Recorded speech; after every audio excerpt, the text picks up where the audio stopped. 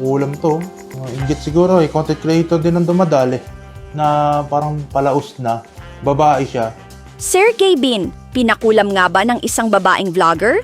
Isang nakakabahalang pangyayari ang yumanig kamakailan sa mga taga-suporta ng kilalang vlogger na si Sergey Bin o Gavin Kapinpin ng Kapinpin Brothers. Matapos ang kanyang biglaang pagkakasakit at pagkakadala sa ospital, sari-saring haka-haka at espekulasyon ang nagsimulang kumalat sa social media. Ngunit sa lahat ng mga lumutang na usapin, isang kontrobersyal na pahayag ang higit na umagaw ng pansin ng publiko. May kinalaman raw ito sa kulam? Samahan ninyo kaming alamin ang buong kwento. Sa mga nakaraang linggo, maraming netizens ang nag-aalala sa kalagayan ni Sergey Bin matapos ibahagi ng kanyang pamilya ang pinagdaanan nito. Ayon sa kanilang salaysay, natagpuan nila ang vlogger na tila walang malay, nakatitig lamang sa kisame, hirap huminga, namamanhid ang mga kamay at naninigas ang katawan.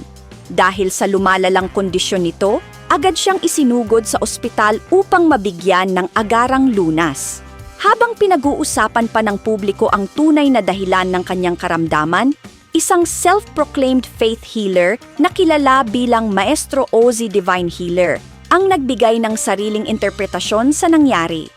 Sa kanyang social media post, sinabi niyang naniniwala siyang hindi ordinaryong sakit ang naranasan ng vlogger.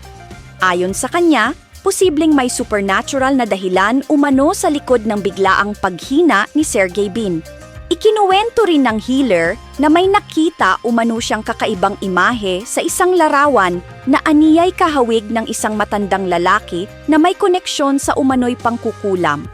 Dagdag pa niya, may posibilidad daw na may taong nag-utos upang saktan at pahinain ang kalusugan ng content creator.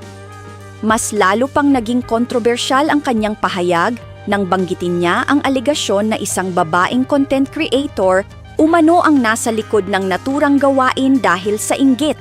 Ibinahagi rin ng faith healer ang kanyang paniniwala na ginamitan umano ng ritual si Sergey Bin gamit ang isang manika at iba't ibang bagay na karaniwang iniuugnay sa mga pamahiin.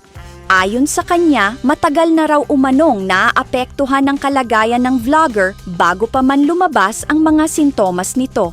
Sinabi rin niyang nagsagawa siya ng sariling paraan upang alisin o kontrahin ang umano'y negatibong enerhiya na nakaaapekto kay Sergey Bin. Pero batay sa assessment ng doktor at nurse, nakaranas si Sergey Bin ng hyperventilation, isang kondisyon kung saan masyadong mabilis o malalim ang paghinga ng isang tao. Posibleng matinding stress, anxiety attack at emotional exhaustion ang naging pangunahing dahilan ng kanyang kondisyon. Kayo, naniniwala ba kayo na kulam ang dahilan ng biglang pagbagsak ng kalusugan ni Sergey Bin? Mag-comment sa ibaba para sa inyong reaksyon at mag-subscribe sa ating channel sa Teleseries PH.